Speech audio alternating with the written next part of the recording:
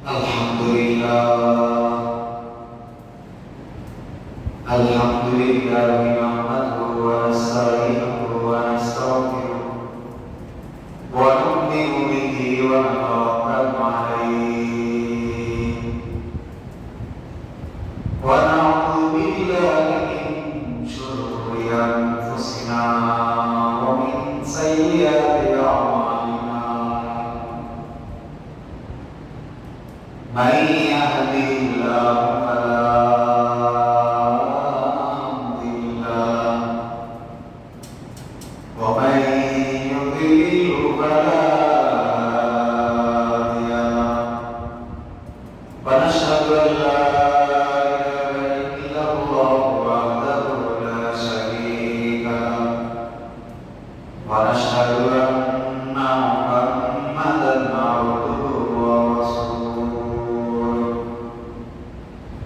الذي أرسله الله تعالى بالحق بشيرا ونذيرا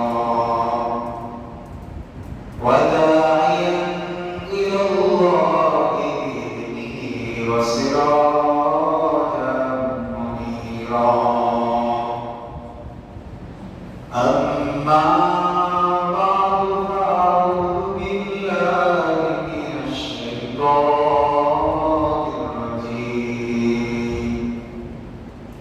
بسم الله الرحمن الرحيم واعبد ربك حتى يأتيك اليقين. وقال رسول الله صلى الله عليه وسلم من صام ثم أتبعه ستا من شوال كان كصيام الدهر أو كما قال النبي عليه الصلاة والسلام. محمد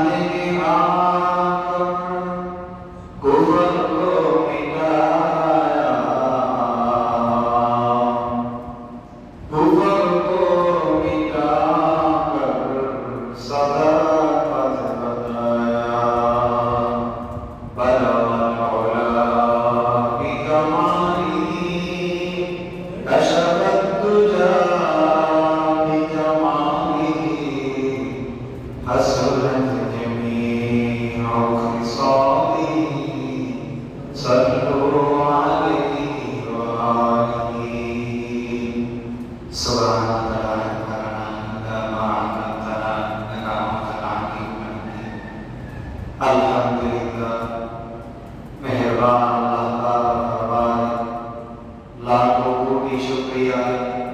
दयावान अल्लाह ताला আমাদেরকে রমজান মুবারকে 30টি রোজা যথাযথভাবে আদায় করার তৌফিক দান করেছেন এবং মাওলা কারীমের দরবারে শুকরিয়া আদায় করছেন। তিনি আমাদেরকে রমজান মুবারকে গুরুত্বপূর্ণ যে সমস্ত ইবাদতের আদেশ দেওয়া হয়েছে সেগুলোকে যথাযথভাবে আদায় করার চেষ্টা করেছে। আল্লাহ তাআলা বড় মেহেরবান।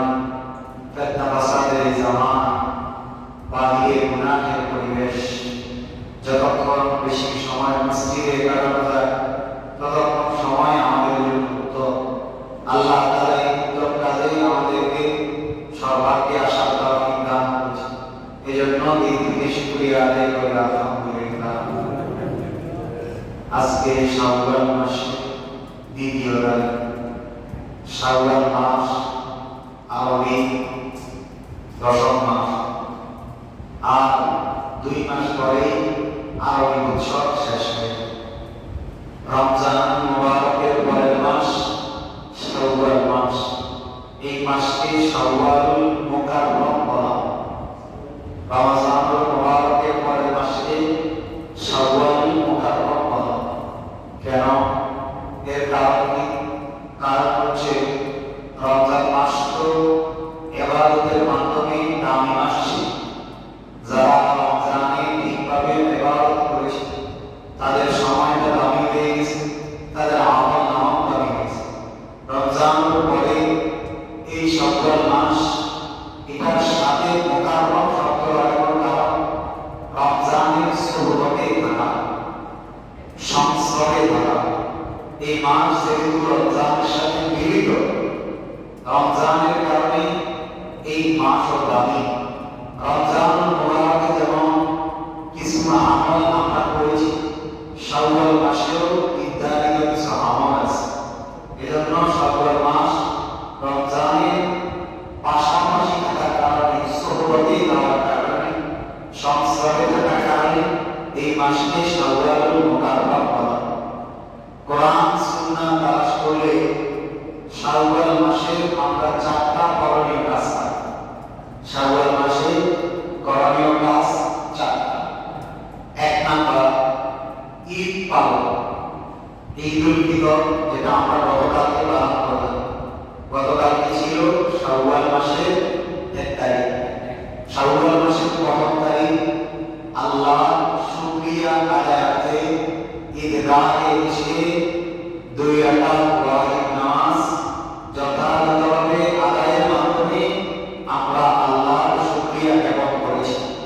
আল্লাহ যে আমাদেরকে বড় একটা নিয়ামত দান করেছে, এত দীর্ঘ একটি সময়, দীর্ঘ সিজদার মাধ্যমে, দীর্ঘ তেলাওয়াত শোনার মাধ্যমে, তেলাওয়াত করার মাধ্যমে, রোজা রাখার মাধ্যমে যেই কষ্টটা আমরা করেছি, এর ফলস্বরূপ আল্লাহ সামান্য প্রতিদান হিসেবে আমাদেরকে শুকরিয়া জাযায়ে আমালের একটি দিন নির্ধারণ করে দিয়েছে।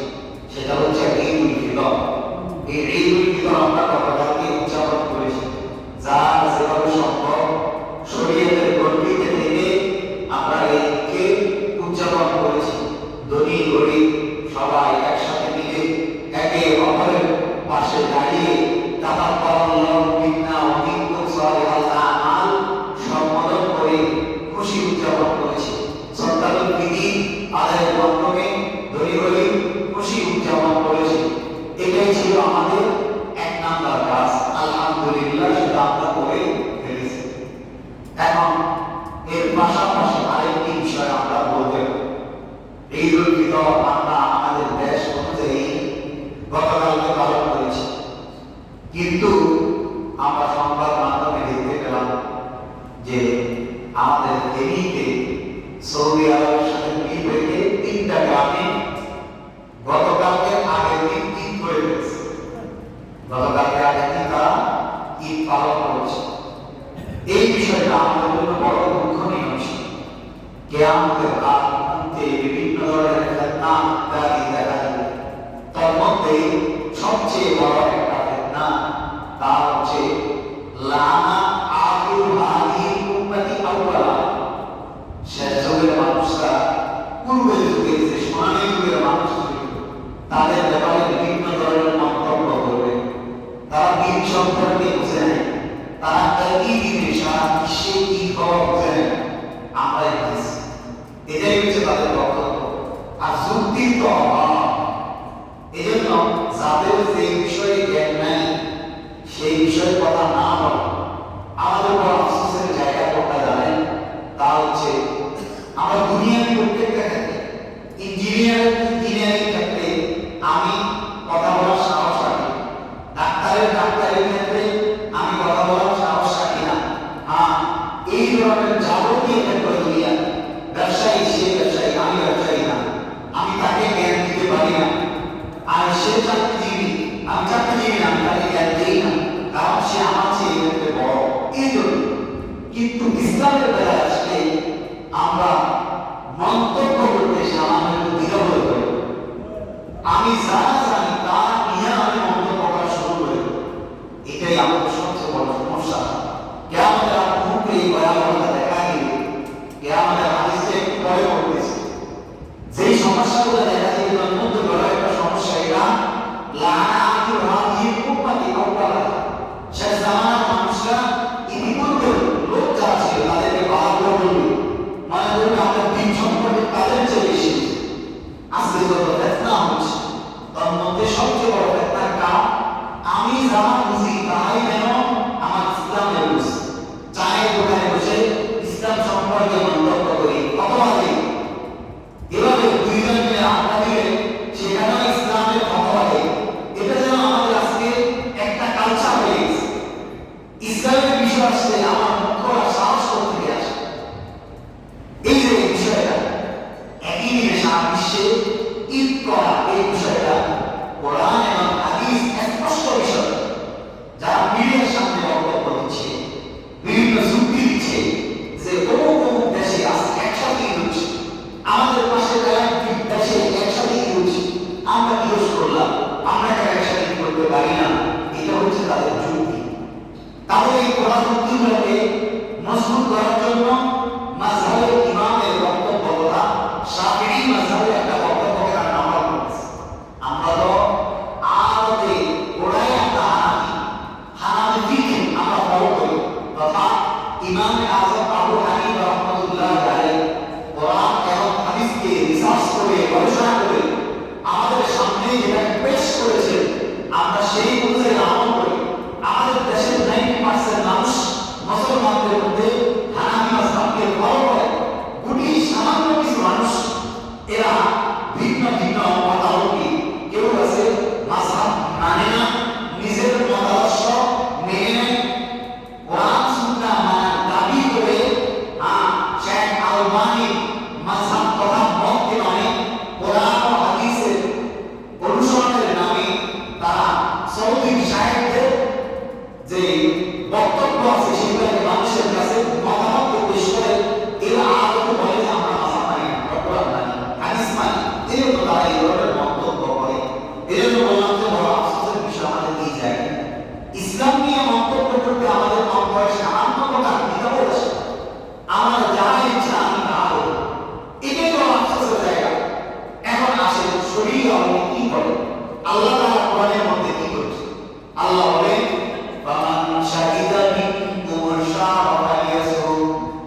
আমার বান্দাদের মধ্য থেকে যারা রমজান মুবারককে পাইল, ফামান শাহিদা, যে ব্যক্তি রমজানকে পাইল, মিনকুমুশ শাহর, তোমাদের মধ্য থেকে রমজানকে পাইয়াছেন, সে যেন রমজানের রোজা রাখে। রোজা কিভাবে রাখবো? হাদিসের মধ্যে আসছে নবী সাল্লাল্লাহু আলাইহি ওয়াসাল্লাম ইরশাদ করেন, সুমু লিরুয়াতিহি ওয়া ফিরু লিরুয়াতিহি। ও আমার উম্মতেরা, তোমরা রোজাকে কিভাবে রাখবা? রমজানের চাঁদ দেখে রোজা রাখবা, এবং রোজাকে ভঙ্গ করবা কিভাবে? রমজানের চাঁদ দেখে রোজাকে ভঙ্গ করবা। সুতরাং রোজা রাখার মাপকাঠি কি? চাঁদ দেখা। এই জন্য আমরা ঈদের যে সমস্ত ঈদের আগের দিনের আমলের কথা বলি, তার মধ্যে একটা আমলের কথা এটাও বলি যে কি করা? চাঁদ দেখা। এই জন্য দেখবেন যেই তারিখটা সম্ভব, যেমন 30 তারিখ সবাই চাঁদ দেখে, না জানি চাঁদ উঠছে কিনা। এখনকার কালচারটা আরো ভিন্ন। আমরা যখন নামাজে দাঁড়াই, আমাদের বাচ্চারা আওয়াজ করে, তখন আমরা বুঝতে পারি যে তাদের মধ্যে ঈদের আনন্দ কাজ করতেছে। এরপরে আমরা দেখি বাড়িতে গিয়ে চাঁদ দেখি, কারণ এটা আমার নবীর সুন্নাহ। একইভাবে রমজান শুরু হওয়ার আগেও আমরা চাঁদ দেখি, চাঁদ দেখা মাত্র রোজা শুরু করি। এটাই আমার নবীর সুন্নাহ, এটাই কোরআনের বাণী ও হাদিসের বাণী। এজন্য এর বাইরে যাওয়ার কোনো সুযোগ আমাদের নাই। কোরআনের আরো আয়াত স্পষ্ট। আল্লাহ আমাদের নবী সাল্লাল্লাহু আলাইহি সাল্লামকে বলেন, ইয়াসআলুনাকা আনিল মাহিল্লা কুল হিয়া মাওয়াকিতু লিন-নাস। ও আমার নবী, ইয়াসআলুনাকা আনিল মাহিল্লা, আপনাকে আপনার উম্মতেরা চাঁদ সম্পর্কে জিজ্ঞাসা করবে। আহিল্লা এটা বহু বছর, চাঁদের বহু বছর আগের কালের মানুষ সূর্য দেখত, চন্দ্র দেখে টাইমের হিসাব করত। এখন আমাদের হাতে হাতে ঘড়ি আসছে, এখন জামানার পরিবর্তন আসছে, আমরা ঘড়ি দেখে টাইম দিতাম। কিন্তু আজ থেকে 20-25 বছর আগে চিন্তা করে দেখে মাঝি যারা আছে, মাঝি যারা নদীতে থাকে কাজ করে, ওরা কিন্তু টাইম প্রতি হিসাব করে, সূর্য দেখে টাইম হিসাব করে। এখন যারা নদীর মধ্যে থাকে, এখন তো বিভিন্ন ধরনের কাটা কম্পাস সহ বিভিন্ন কিছু হয়ে গেছে, কোন দিকে পূর্ব কোন দিকে পশ্চিম ওই কাটা দেখে বলতে পারে। কিন্তু এক সময় এটা নির্ধারণ তারা করতে পারতো না, সময় নির্ধারণ করতে সূর্যের দিকে থাকি, আলোর দিকে থাকি। এখন চিন্তা করে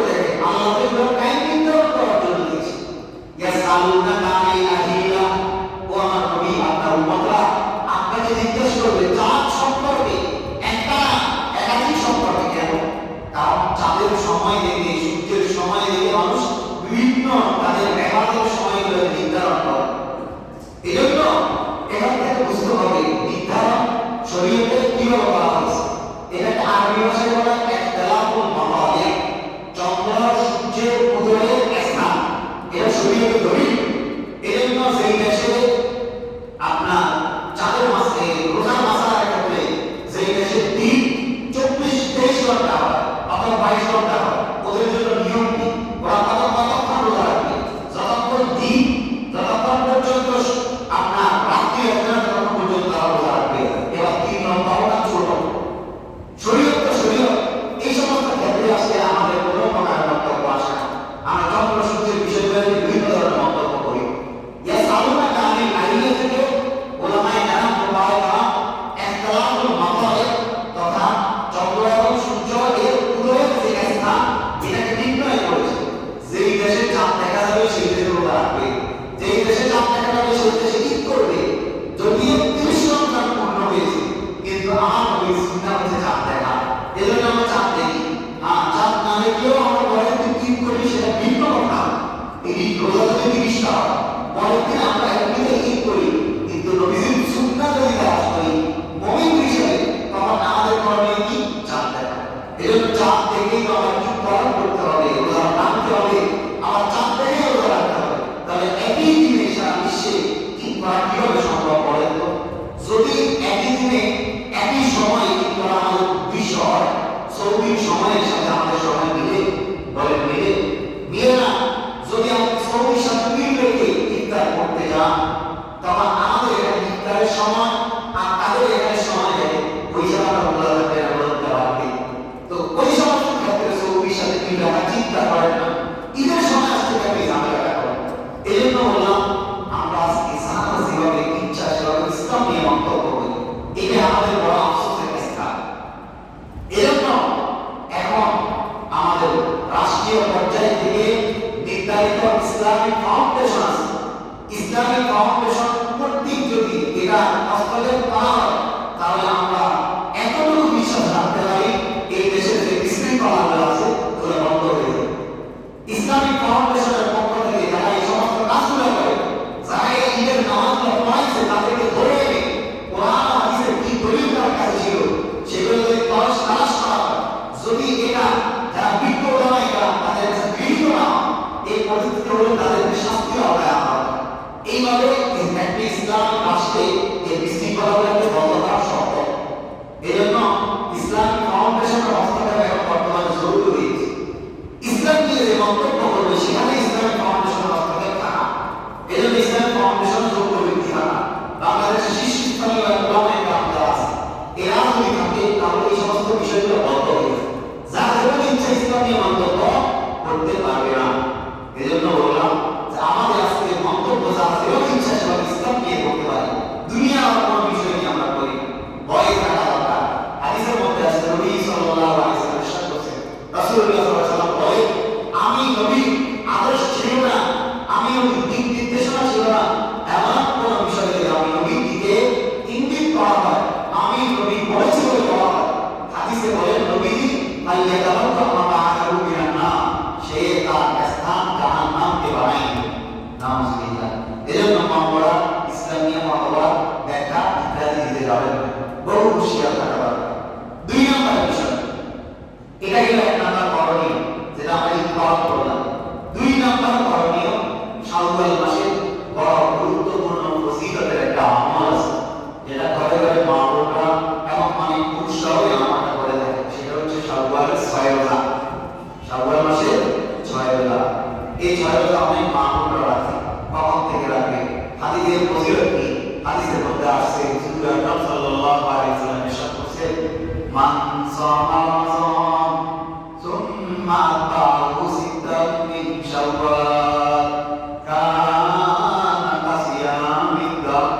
রাসূল আকরাম সাল্লাল্লাহু আলাইহি ওয়াসাল্লাম ইরশাদ করেন, যারা রমজানের রোজা রাখার পর শাওয়ালের 6 রোজা রাখবে, আল্লাহ তাআলা তাদের আমলনামায় 1 বছর রোজা রাখলে যে পরিমাণ সওয়াব, ওই পরিমাণ সওয়াব তার আমলনামায় দিবে। সুবহানাল্লাহ। কত ফজিলতপূর্ণ একটা আমল। এটা আমরা বাড়িতে অনেকেই করে থাকি। রোজা আমরা অনেকেই বিভিন্নভাবে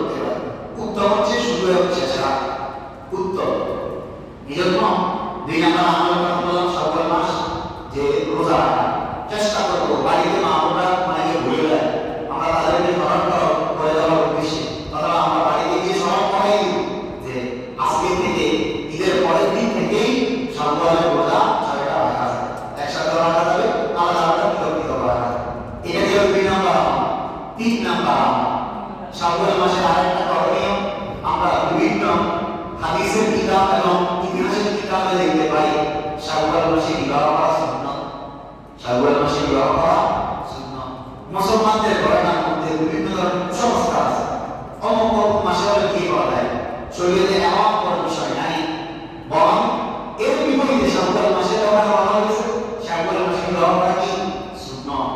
বিবাহ শরীয়তের গুরুত্বপূর্ণ একটি বিষয়।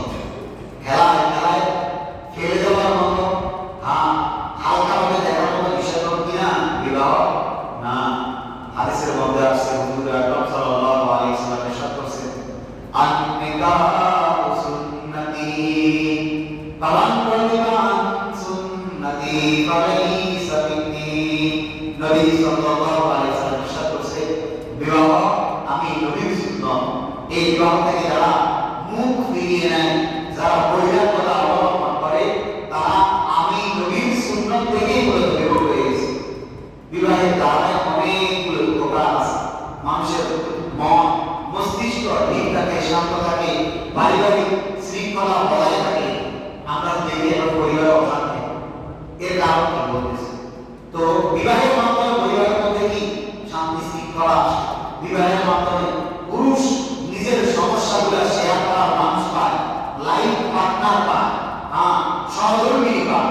এর মাধ্যমে পুরুষ তার যাবতীয় সমস্যাগুলো থেকে বিরত থাকতে পারে, গুনাহের থেকে বিরত থাকতে পারে, জেনার মতো এই ধরনের ব্যভিচার থেকে, মারাত্মক একটা ব্যভিচার থেকে যুবক মুক্তি পাইতে পারে। এই বিবাহ উপযুক্ত হওয়া সত্ত্বেও আজকে আমরা মা বাবারা ছেলে সন্তানদেরকে বিবাহ দেয়।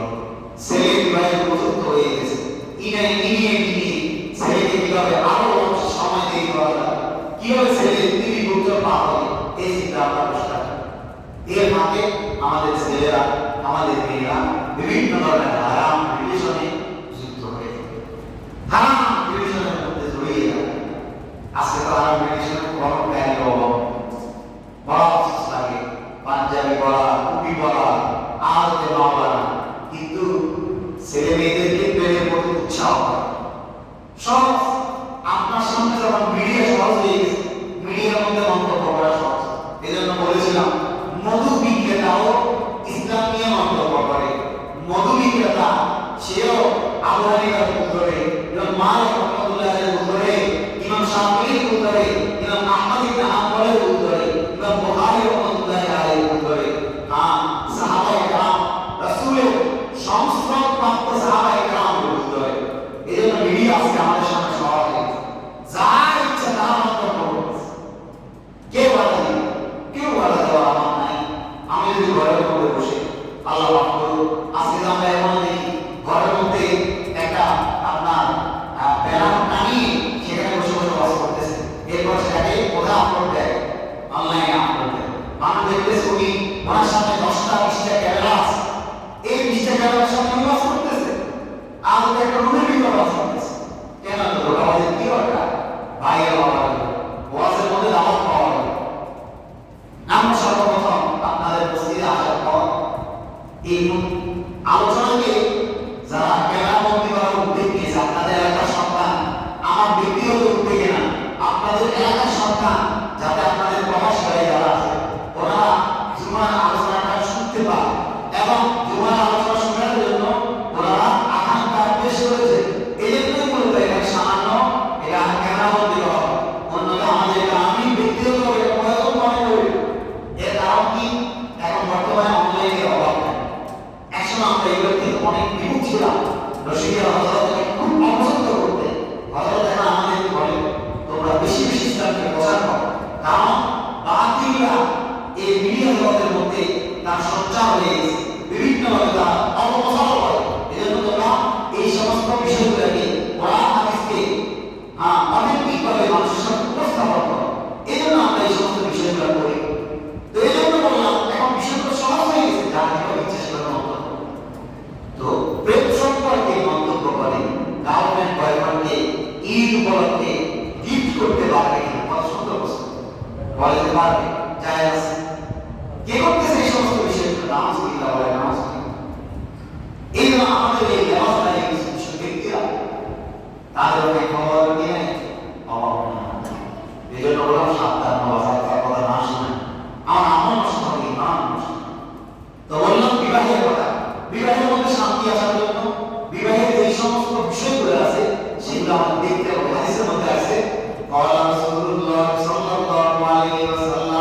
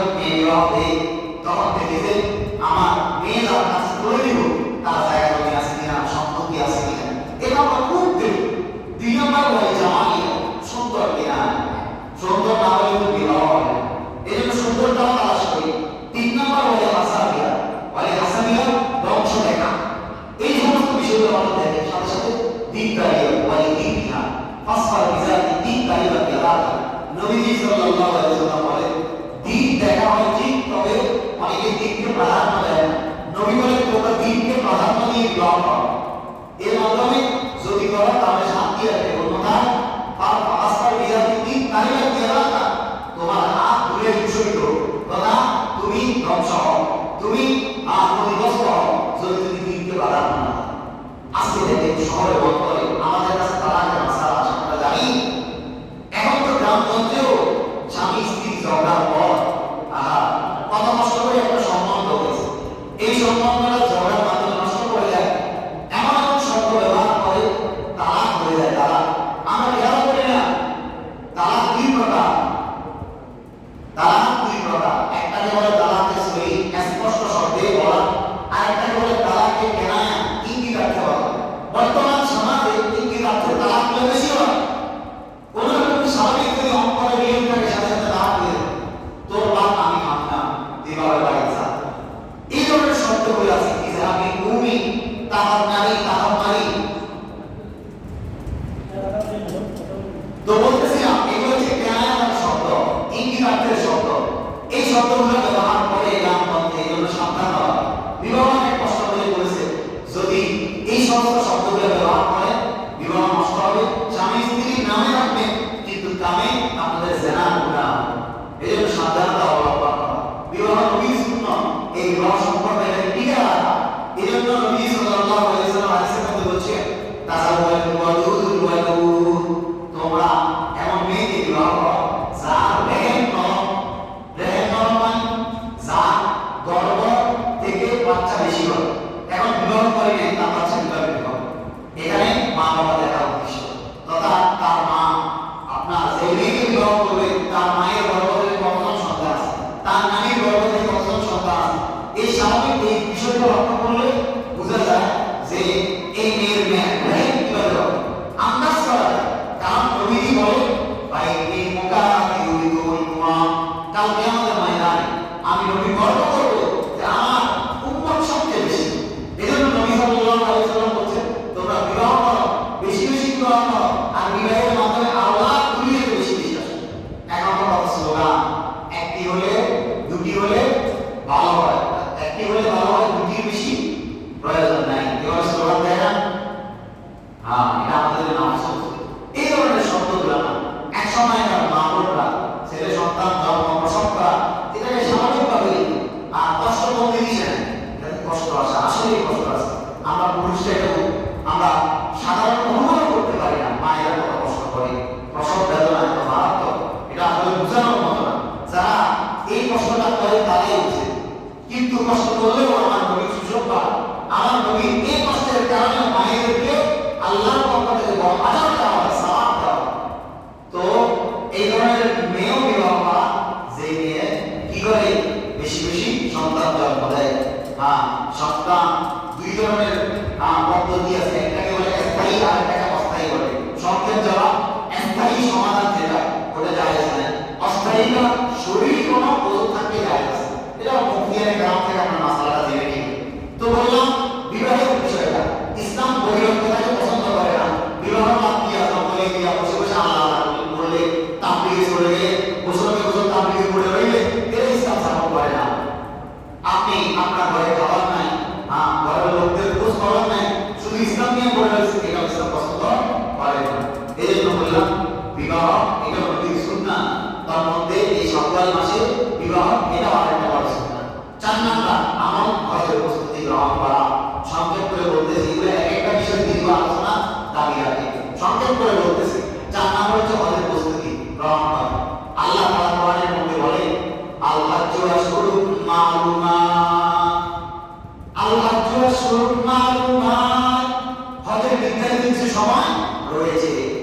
আল্লাহ তাআলার পক্ষ থেকে যখন ইব্রাহিম আলাইহিস সালাম এই কাবা শরীফকে পুনর্নির্মাণ করে, আবার বিধ্বস্ত হওয়ার পর কাবাকে যখন পুনরায় নির্মাণ করে, আল্লাহ বলে হে আমার খলিল আপনি মানুষের কাছে ঘোষণা করেন ওয়াদিন লিন্নাসি বিল হজ ইয়াতুকা রিজালান ওয়া আলা কুল্লি দামিন ইয়াতিনা মিন কুল্লি ফাজ্জিন আমিন।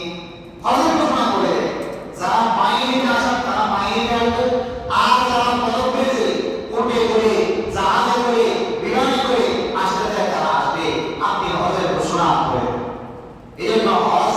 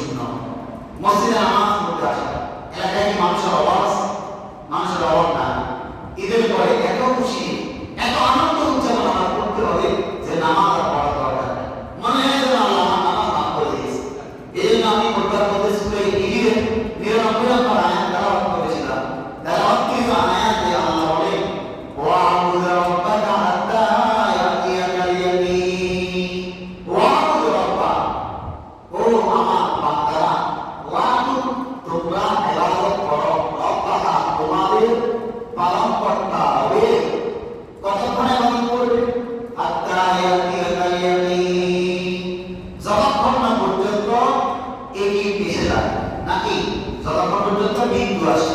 শব্দ হচ্ছে ইয়াকিন, অর্থ হচ্ছে কি? মৃত্যু। মৃত্যু আসার জন্য তোমরা ইবাদত করো। এই আয়াতের মধ্যে কোথাও কি আছে যখন মারিফত পর্যন্ত পৌঁছে যাইবা তখন আর ইবাদতের দরকার নেই, যখন রমজান মাস চলে যাইবা হয়ে যাবে তখন আর তোমাদের ইবাদতের দরকার নেই, এমন কোনো কথা আছে? অথচ কি বলছেন আল্লাহ? ওয়া আবুদু রাব্বাকা হাত্তা ইয়াতিয়াকাল ইয়াকিন, ইবাদত করতেই থাকো, আল্লাহর আনুগত্য স্বীকার করতেই থাকো। কতদিন করবা? তোমার মৃত্যু আসা পর্যন্ত। মৃত্যু যতক্ষণ আসবে ততক্ষণ ইবাদত করার কথা আছে। আজকে আফসোস, আমার আপনার নামাজ পড়ার দরকার নেই, আর রোজা রাখার দরকার নেই, আর দান সদকা করার দরকার নেই, আর ভালো কাজ করার দরকার নেই। কারণ ওই যে রমজানে এক মাস বহু কষ্ট করে গেছে, এর শেষ। বড় আফসোস লাগে, মসজিদগুলো কেন আমাদের মুসল্লি শূন্য? আপনার ভাত খাওয়াকে যেমন জরুরি মনে করে, নামাজ পড়াকে তেমন জরুরি মনে করতে পারেন না। কোরআনের মধ্যে আছে, আল্লাহ বলে মা সালাকাকুম ফি সাকার ক্বালু লাম নাকু মিনাল মুসাল্লিন ওয়া লাম নাকু নুতঈমুল মিসকিন ওয়া কুন্না নাকুযু মা'আল কাইদিন ওয়া কুন্না নুকাযযিবু বিয়াউমিদ্দিন হাত্তা আতানাল ইয়াকিন। ওয়া আবুদু রাব্বাকা হাত্তা ইয়াতিয়াকাল ইয়াকিনের ব্যাখ্যায় আয়াতগুলোর মধ্যে আছে। আল্লাহ তাআলা কিয়ামতের ময়দানে মানুষকে জিজ্ঞেস করবে, আমার বান্দা তুমি জাহান্নামে কেন আসছো? মা সালাকাকুম ফি সাকার, এই জাহান্নামে তোমাকে আসার জন্য কোন জিনিস উদ্বুদ্ধ করবে? কোন জিনিস আমি রব থেকে তোমাকে গাঢ় বানাইবো? আল্লাহ মানুষকে এভাবে প্রশ্ন করবে, মা সালাকাকুম ফি সাকার। বলে না ক্বালু লাম নাকু মিনাল মুসাল্লিন, বান্দার উত্তরে সেদিন বলবে কি জানেন? ক্বালু লাম নাকু মিনাল মুসাল্লিন, ও আমার রব, আমি তো দুনিয়ায় থাকতে লাম নাকু মিনাল মুসাল্লিন, নামাজ আদায়কারী ছিলাম না। মসজিদে আযান হয়েছে, মসজিদে মাইকে হাইয়া আলাস সালাহ ইজারাত করা হয়েছে, পার্লামেন্ট থেকে আসার জন্য আহ্বান করা হয়েছে। আমি তো পার্লাম মনে করেছিলাম ঘরের মধ্যে শুয়ে থাকা, আমি তো পার্লাম মনে করেছিলাম আমার দোকানে বসে থাকা, আমি তো পার্লাম মনে করেছিলাম আমার ব্যবসা করতে থাকা, আমি তো পার্লাম মনে করেছিলাম জমিনের মধ্যে বসে থাকা, কাজকর্মের মধ্যে থাকা, এটাকে তো আমি পার্লাম মনে করেছিলাম। হ্যাঁ আল্লাহ, আজকে তো আমি দেখতেছি পার্লাম তো এটার মধ্যে না, পার্লাম তো নামাজ পড়ার মধ্যে ছিল। ক্বালু লাম নাকু মিনাল মুসাল্লিন ওয়া লাম নাকু নুতঈমুল মিসকিন, আমি গরীবদেরকে আপ্যায়ন করতাম না। রমজান মাসে মানুষকে গরীবদের প্রতি আমি সহানুভূতি দেখাইছিলাম, বাকি 11 মাস আমার খবর ছিল না। রমজান মাসে দান করেছিলাম, বাকি 11 মাসে দান করতে আমার মন চায় নাই। আমি মনে করেছিলাম রমজানে মনে হয় দান করার পর আমার থেকে বাকি 11 মাস দানের বিষয়টাই উঠে গেছে, বাকি 11 মাসের ভালো কাজ করার বিষয়টাই আমার থেকে উঠে গেছে।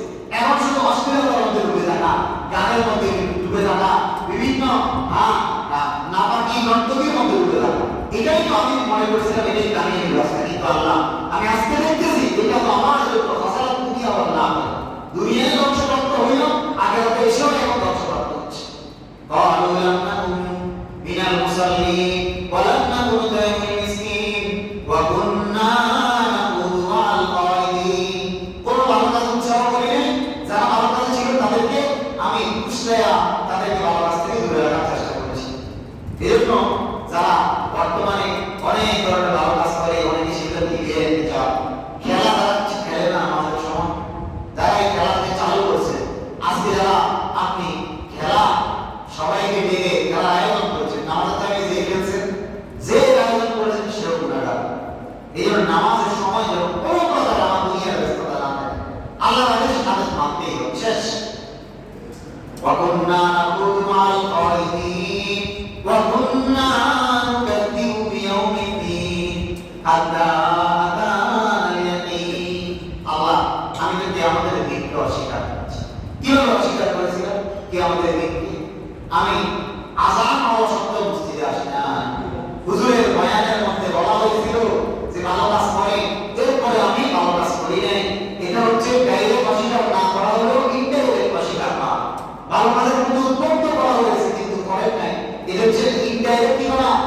অস্বীকার করা। এই সমস্ত কাজ আমি করতে করতে দুনিয়ারই ব্যস্ত থাকতে থাকতে হাত্তা আতা আমি আমার মৃত্যু চলে আসছে, মৃত্যু আমাকে পেয়ে বসে। মানুষ এভাবে আফসোস করতে থাকে কাউকে আপনি ময়দান। এই জন্য বললাম ওয়াকুল রব্বা, আপনি আপনার রবের ইবাদত করেন। কতটুকু করবেন, কতটুকু সময় পর্যন্ত করবেন? যতক্ষণ আপনার মৃত্যু আসে, মৃত্যু আসা পর্যন্ত।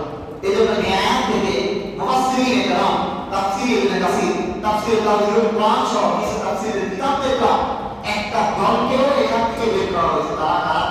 যারা চারটা দোয়ায় দেয় যে শরীয়ত, তরিকত, হাকিকত, মারিফত, এই চারটা স্তরের মধ্যে এসে শেষ স্তর হচ্ছে মারিফত। এরা বলে যখন মারিফতের দরজায় পৌঁছে যাবে তখন আপনারা নামাজ রাখবেন। নামাজ পড়ার দরকার নেই, কারণ নামাজ পড়তে গেলে মানুষ দেখবে, এটা এখন রিয়া আমল হয়ে যাবে। আপনাকে মানুষ দেখবে নামাজ পড়তেছে, তখন মানুষ দেখা নামাজ পড়তেছে, এটা ওদের দাবি। মুফাসসিরিন একরাম তাদের দাবিকে এখান থেকে খণ্ডন করছে। তোমার যদি দাবি হয়ে থাকে, তুমি কি নবীর চেয়ে বড় বেশি মানিয়েছো? কিতাবুত তাফসীরের মধ্যে আছে, বুখারী শরীফের দ্বিতীয় খণ্ড, নবীজির আমল কেমন, ওখানে কোরআনের আয়াত মা তাকাদ্দাম মিন যামবিকা ওয়া মা তাআখার ব্যাখ্যার মধ্যে আছে যে নবীজির আমল এমন ছিল হাত্তা তাওয়াররামাত কদামা, আর বড় বড় বর্ণনায় তাওয়ারাত কদামা, নবীজির পা মোবারক ফুলে যেত, এত বেশি ইবাদত করতে। সাহাবায়ে কেরাম বলেন নবীজির পায়ের মধ্যে রক্ত চলে আসে, নবী এত লম্বা লম্বা ভাবে আমল করতেন। এটা একদিনের আমল না, শুধু রমজানের আমল না, সারা বছর 11 মাসের নবীজির বাকি 11 মাসের নবীজির একই আমল ছিল। আমরা তো নবীর উম্মত, কিভাবে নবীর উম্মত দাবি করি, আমল করি না? নামাজ কেন পড়বো না? মসজিদ কেন শুনতে হবে মুসল্লি? এটাই বড় আফসোসের বিষয়। আজকে আমাদের কথাগুলো আপনাদের কর্ম করে পৌঁছায় না, আপনাদের অন্তর পর্যন্ত পৌঁছায়। জানি না এর কারণ কি, আপনাদের কর্মগুলো পর্যন্ত পৌঁছায়। যদি পৌঁছাইতো থেকে মসজিদে আসতাম, 5 ওয়াক্ত নামাজগুলা যত কাজ থাকুক দুনিয়া, তারপরে এসে নামাজটা করতাম। এই জন্য বড় আফসোসের বিষয়। নামাজকে আমরা কখনো পিছিয়ে ফেলবো না, নামাজকে আমরা যথার সময়ে আদায় করার চেষ্টা করবো। আজকের আলোচনার মূল খোলাসা কথা 4টা বললাম। এই মাসে 4টা করণীয়। 1 নাম্বার ঈদের কথা বললাম, 1 তারিখের ঈদ যেটা চলে গেছে, সাথে সাথে একই দিনে সারা বিশ্বে ঈদ পালন করা এটা কখনোই সম্ভব না। আমরা সাহাবায়ে কেরামের চেয়ে বেশি বুঝি নাই। ইতিহাস তালাশ করে সাহাবায়ে কেরাম সারা বিশ্বে একই দিনে ঈদ পালন করেছি না?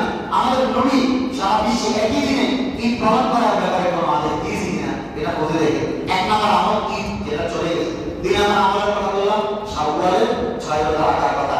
3 নাম্বার বললাম যারা প্রাপ্তবয়স্ক হয়েছে, বিবাহের উপযুক্ত হয়েছে, আমার ছেলে বা মেয়ে, তাদের বিবাহের ব্যবস্থা করা। এখানে ছোট্ট করে একটা কথা বলে দিই, এলাকার মধ্যে আমরা অনেকেই বিভিন্ন মানুষের সাথে আমাদের যোগাযোগ থাকে, যাদের বিবাহ হচ্ছে না তাদের জন্য আমরা চেষ্টা করবো একটা ভালো ছেলে খুঁজে দেওয়া, একটা ভালো মেয়ে খুঁজে দেওয়া। এর দ্বারা একটা ফজিলত সওয়াব পাবে। এর বিপরীতে অনেকেই করে বিবাহ বাঙালি থাকে। কেউ যদি খোঁজ খবরের জন্য আসে, কোন কথা বলে দেয়, কেন আমার সাথে তার ঝামেলা, দ্বন্দ্ব, এই কাজগুলো কখন করবেন? এটা বহু খারাপ জিনিস।